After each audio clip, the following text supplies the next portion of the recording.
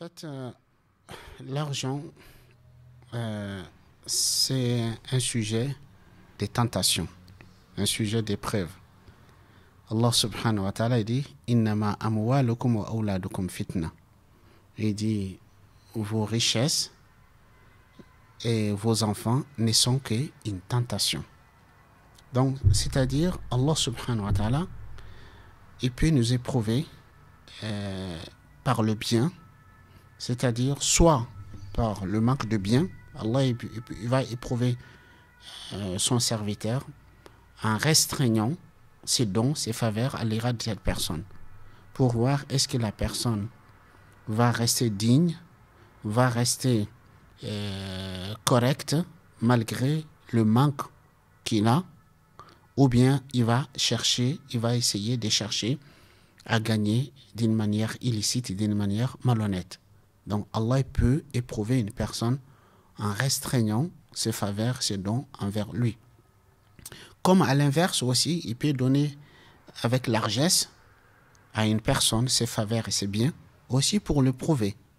Est-ce qu'il va être reconnaissant envers Allah subhanahu wa ta'ala?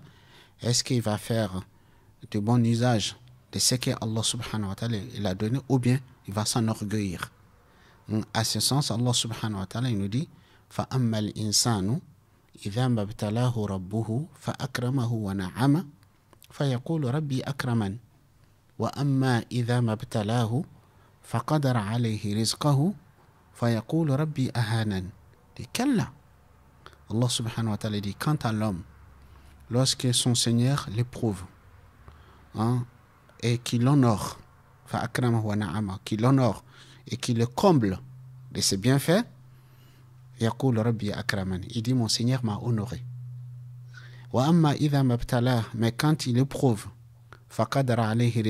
qu'il restreint sa subsistance pour lui, il dit mon Seigneur m'a humilié.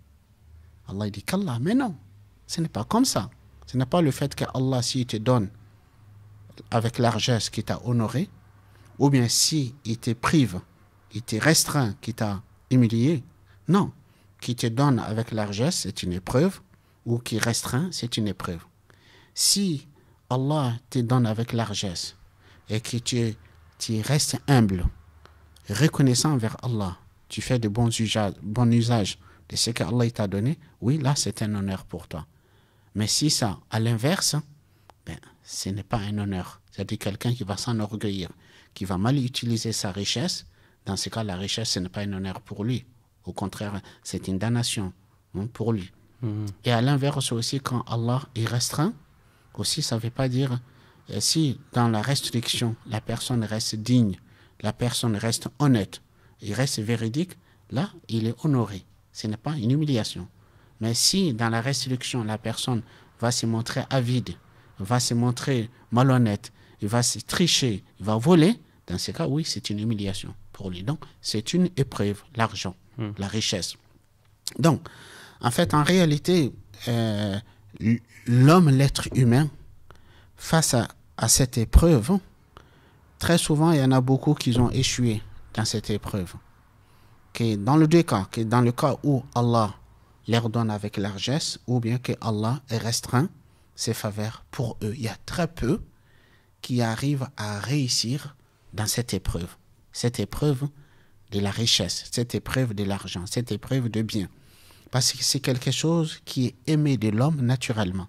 Allah subhanahu wa ta'ala nous dit وَتُحِبُّونَ الْمَالَ حُبًّا جَمًّا. Vous aimez la richesse avec un amour ardent. وَإِنَّهُ لِحُبِّ الْخَيْرِ لَشَدِيدٌ. Et l'homme a un amour ardent pour le bien. Donc, uniquement, c'est la foi en Allah, la certitude qu'on va rendre compte, c'est ça qui va permettre à l'homme d'être cadré.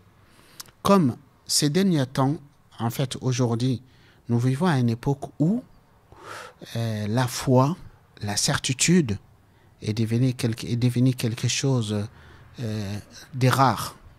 Il y a beaucoup de gens qui peuvent faire semblant ou bien qui peut avoir une apparence de quelqu'un qui est croyant, quelqu'un qui est pratiquant, quelqu'un qui se dit musulman, Mais face à la tentation de la richesse, il oublie sa foi, il oublie Allah, il oublie le rendement de compte. Donc aujourd'hui, c'est ce qu'on constate chez beaucoup de musulmans. Ça peut être des pratiquants ou des non-pratiquants. Tant qu'ils ne sont pas mis à l'épreuve avec l'argent, avec la richesse, on peut dire de plus ou moins ils sont corrects. Mais quand ils sont face à la tentation de l'argent, c'est fini. Ils oublient.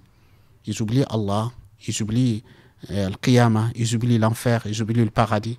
En fait, leur seul souci, ça devient de gagner le maximum. Mais peu importe par quelle manière ils vont gagner.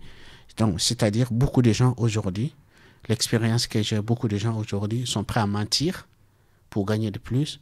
Ils sont prêts à tricher pour gagner plus. Ils sont prêts à voler pour gagner plus. Ils sont prêts à se montrer malhonnêtes, à trahir la confiance qu'on place en eux pour gagner plus.